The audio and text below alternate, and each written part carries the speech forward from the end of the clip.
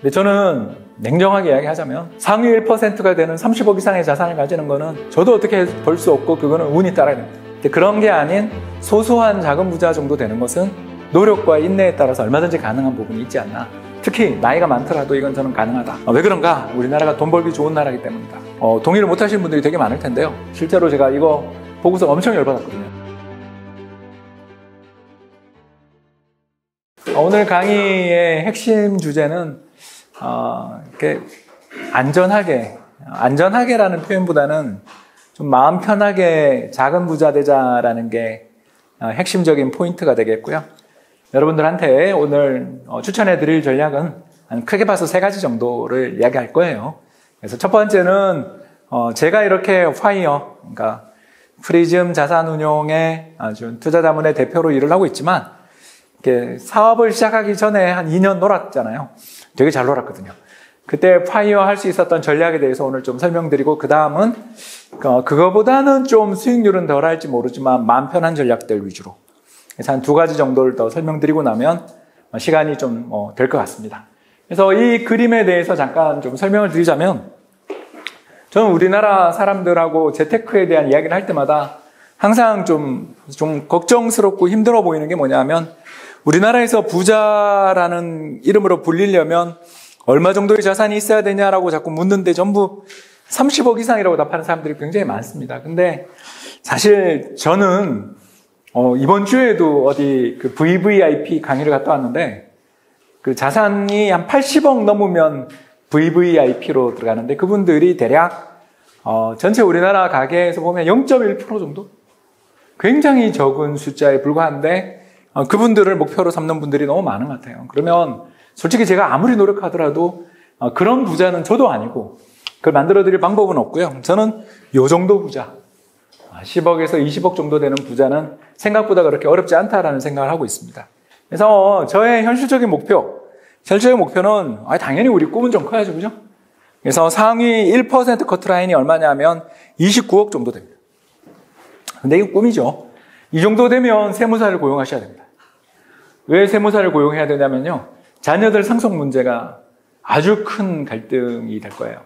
그래서 제가 그날 신라호텔 영빈관에서 강의를 끝난 다음에 거기서 이제 PB로 일하고 있는 친구랑 커피 한잔을 하는데, 저를 강의를 불러준 친구죠. 야, 1% 부자가 되면 왜 너네 PB들한테 가서 이렇게 상담을 많이 받니? 그랬더니 전부 다 상속용 분쟁 조정 때문에 하는 거라고. 그러니까 제가 했던 데가 삼성그룹 계열의 금융사를 가서 했는데, 거기 그렇게 많은 변호사와 세무사가 일하는 이유는 애가 하나면 차라리 나은데 둘, 셋이 되면 무조건 분쟁이 난다는 거예요. 그래서 여기는 뭐 꿈의 영역이니까, 저는 아들 둘이지만 둘이 분쟁 나는 거 싫거든요. 저는 여기로 핑계 좋죠, 그죠? 이 정도 부자는 가능할 것 같다. 이미 달성했고요. 그래서 한 13억 정도 되는, 10억에서 13억 정도 되는 부자들이 가장 만족도가 높은 것 같습니다. 그러니까 상속 문제 걱정 안 하면서 자산을 적절하게 운용하면 충분히 나이가 들어서도 얼마든지 노후를 갖다 설계할 수 있는 그런 부분들이 아닌가 생각하고요. 특히 이 그림 보시면 재밌는데, 전 세계 주요국들 중에서 전 세계 70억 인구 중에 순자산 100만 불, 우리나라 돈으로 12억이죠. 12억 정도 가지고 있으면 전 세계 자산 기준으로 해서 상위 1.2%입니다. 그러니까 그만큼 우리나라가 잘 사는 거죠. 못 사는 나라가 세상에 엄청나게 많고요. 특히 여기 보시면 중위값 소득, 그러니까 뭐냐면 1등에서 100등까지 했을 때 50등에 해당되시는 분의 소득 중간값이라고 하죠. 이게 한국이 세계 19위입니다. 그러니까 1인당 국민소득도 상당히 많이 올라왔는 게다가 가계의 자산도 세계에서 19위 정도까지 올랐습니다. 그러니까 우리나라보다 자산이 더 적은 나라들이 보이죠? 싱가포르, 미국이 우리랑 비슷해요. 우리나라보다 1인당 국민소득이 2배인데 1인당 순자산 규모는 우리랑 비슷해요. 뭘 뜻하는지 아시죠? 상위 1%가 모든 걸 가지고 있는 나라들의 특성입니다. 여기는 이제 총통 일가들이 다 해먹고 있을 거고요.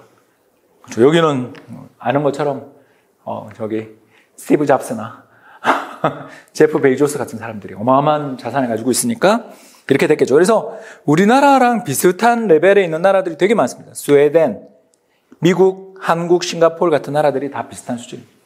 그러니까 우리나라 사람들이 너무 높은 목표를 가지고 너무 스트레스를 많이 받으시는 거죠. 근데 저는 냉정하게 이야기하자면 상위 1%가 되는 30억 이상의 자산을 가지는 거는 저도 어떻게 벌 수 없고 그거는 운이 따라야 됩니다. 근데 그런 게 아닌 소소한 작은 부자 정도 되는 것은 노력과 인내에 따라서 얼마든지 가능한 부분이 있지 않나. 특히 나이가 많더라도 이건 저는 가능하다. 왜 그런가? 우리나라가 돈 벌기 좋은 나라이기 때문이다. 저는 그렇게 생각하거든요. 우리나라가 돈 벌기 좋은 나라다라는 말에 대해서 동의를 못 하시는 분들이 되게 많을 텐데요. 실제로 제가 이거 보고서 엄청 열받았거든요. 이 다큐멘터리를 보고서 PD수첩에서 나온 건데요. 의대 블랙홀 하면서 어떤 이야기를 다루고 있냐면 여기 나오죠, 그죠? 대기업 평균 연봉에 비해 가지고 의사 연봉이 3배다. 따라서 우리나라 사람들은 모두 의사가 되기 위해서 애들을 갈고 있다. 뭐 이런 내용의 다큐멘터리예요. 그래서 어려서부터 애들을, 초등학생들을 몇백만 원짜리 과외를 시키고 있는 그런 이야기가 나오죠. 이걸 보면서 저는 정말 웃겼거든요. 이건 왜냐하면 여기 다니고 있는 이 방송국 다니고 있는 PD들의 생각인 거지. 저렇게 안 해도 얼마든지 괜찮거든요. 그걸 제가 시뮬레이션을 하나 했습니다. 제 블로그를 보시는 분들은 화이어가 난 이거를 보셨을 겁니다. 이게 뭐냐면요. 간단합니다. 의대생이라는 사람들은 아까도 이야기했죠. 35살이 됐을 때 연봉이 2억이 되는. 그러니까 세후입니다. 세후. 엄청난 거죠. 그래서 연봉이 2억이 되고요. 그리고 60살까지 눈이 침침해지는 60살까지 돈을 번다고 가정했습니다.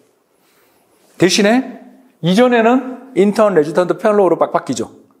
이해되시죠? 그래서 35살, 만 35살이 되는 순간에는 엄청난 돈을 벌게 될지 모르지만 그 전에 이 사람은 어마어마한 돈을 마이너스 인생을 살아야 됩니다. 그렇죠? 반대로 비의대생, 저를 생각하면 되죠. 저는 대학 가는 순간 부모님의 증여가 모든 지원들이 중단되고 저는 이제 야생으로 던져집니다. 대신에 연봉 4천만 원 받고 중소기업을 가정한 거죠. 중소기업 4년제 대학생들이 취직할 때 평균 연봉이 4천입니다. 대졸은 대기업들은 8천, 6천 그러겠죠. 이걸 해서 49에 은퇴합니다. 제가 49에 은퇴했거든요. 왜냐하면 그 직장에서 49 이상 다니기 어렵습니다. 공기업들 빼고는 안 됩니다. 자, 그렇게 해서 조사를 해보니까 어떻게 되냐 하면 만 49세가 되어야 역전이 됩니다. 순자산이. 왜 이런 일이 벌어지죠? 간단합니다. 제 가정을 뭘로 뒀냐면 여기 적어놨죠? 가정을 뭘로 뒀냐 하면 의대생 만들어주기 위해서 매년 2천만 원씩 부모가 애한테 과외비를 쓴 걸 고스란히 투자해 쓴 거죠. 제가 큰아들한테 쓰고 있는 방법이에요. 제 큰아들이 10살 될 때 2천만 원, 20살 될 때 2천만 원, 21살 되고 난 다음에 5천만 원 이렇게 해서 총 9천만 원 증여를 했거든요. 그게 가능하죠. 세금만 내고 증여가 10년에 한 번씩 증여를 하면 9천만 원까지 증여를 할 수 있습니다. 근데 걔가 지금 최근에 자산이 얼마냐면 2억을 돌파했어요. 왜 그럴까요? 일찍 시작했거든요. 일찍 시작했으니까. 그리고 제 자산 계좌보다 걔 수익률이 더 좋아요. 왜냐하면 저는 움직이는 돈이 커졌잖아요. 움직이는 돈이 커져가지고 망설이게 되고 주춤주춤 되는 데 비해서 얘는 아빠한테 카톡이 와요. 여러분 대학교 3학년 다니는 남자애가 아빠랑 카톡해요. 제가 이렇게 잘 나가는 사람입니다. 여러분 특히 여기 계시는 남자분들 대학 다닐 때 아빠랑 문자라도 한번 하신 적 있으세요? 엄마랑은 해도 아빠랑은 안 하죠. 저는 합니다. 아들이랑. 근데 아들하고의 저의 대화 내용의 대부분이 뭔지 아세요? 아빠 지금 달러 살까요? 아빠 삼성전자 지금 5만 원인데 어떻게 생각하세요? 이런 대화를 해요. 그러니까 수익률이 엄청 좋죠. 나는 그렇게 못하는데 얘는 그냥 실시간으로 그걸 다 해버려요. 그러니까 수익률이 엄청 좋죠. 제가 봤을 때 왜 요새 나한테 그 용돈을 안 받아가는가? 대학 3학년인데 용돈을 안 받아요. 왜? 배당이랑 이자로 1년에 연 한 1,000만 원 정도 들어오니까. 근데 여친은 없어요. 왜 여친은 없는가? 우리 알고 있죠, 그죠? 아빠를 닮았으니까.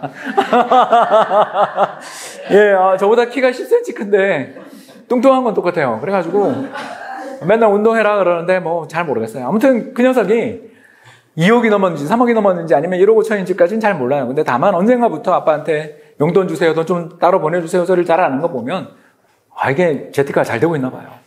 왜 이렇게 걔들에 대해서 일찍부터 시켜주면 좋으냐 하면 투자해서 성공을 거두는 방법은 3가지밖에 없거든요. 운을 제외하고. 첫 번째, 투자의 기간이 제일 중요해요. 얘는 10살 되기 전부터 시작을 했으니까 벌써 10몇 년간 운용을 하고 있죠. 두 번째, 어떤 전략을 쓰느냐. 오늘 가르쳐 드리겠지만 좋은 전략을 쓰면 되죠. 즉 덜 깨먹으면서 안정적인 성과를 낼 수 있는 전략을 쓰면 되고요. 마지막 세 번째가 뭐예요? 여러분들도 잘 알겠지만 투자 원금이에요. 근데 저는 증여를 해줬으니까 아빠한테 증여를 딱 받고 시작하잖아요. 그러니까 훨씬 더 애가 투자에서 유리한 면이 있었던 거죠. 근데 우리 아들한테 해줬던 것처럼 우리가 7살, 만 7살 의대 보내겠다고 과외를 시키기 전에 애가 공부를 보니까 상위 1%는 안 될 것 같아요. 아니 의대 가려면 상위 1%가 돼야 되잖아요. 요새 40만 명이 태어나는데 의대 정원이고 의치한 다 합쳐봐야 4천 명이잖아요. 1년에 4천 개의 자리를 두고서 40만 명이 경쟁하니까 100대 1이라고요. 그걸 넘어설지 안 넘어설지에 대해서 냉정하게 판단이 필요하죠. 그래서 저는 큰아들이 물론 똑똑해요. 똑똑하지만 의대 갈 인재는 아니다 생각하고서 맨날 주말마다 애 데리고 산에 다니고 놀러 다녔거든요. 물론 후회는 많이 했어요. 여러분 그건 어떻게 후회는 안 할 수는 없습니다. 그러니까 일정한 정도의 학원은 보내야 되겠더라고요. 근데 그 녀석 입장에서 생각을 해보면 훨씬 더 행복한 인생을 보내는 것 같아요. 자산도 좀 마련이 되어 있는 상태에서 지가 재테크를 하면서 성과를 많이 내니까 저한테 자랑을 하는 거죠. 이걸 해볼 수 있다라는 것입니다. 그러면 우리는 어떻게 하면 이 비의대생처럼 자산을 저렇게 만들어서 잘 한번 해볼 수 있는가? 바로 어떻게 해야지 수익률 연평균 한 7에서 8%를 내면 저게 가능한데 의대에 진학한 것보다 의대 진학 못한 사람조차도 저 정도의 성과를 낼 수 있다는 것은 저 사람이 연 7, 8% 이상의 성과를 낼 수 있었기 때문에 가능한 거잖아요. 그래서 오늘 연 7, 8% 이상의 성과를 낼 수 있는 전략들을 설명드릴 텐데 그 대부분은 전부 안전자산과 관련이 있습니다. 달러와 관련이 있다는 것을 말씀을 드리면서 본격적으로 시작해 보겠습니다.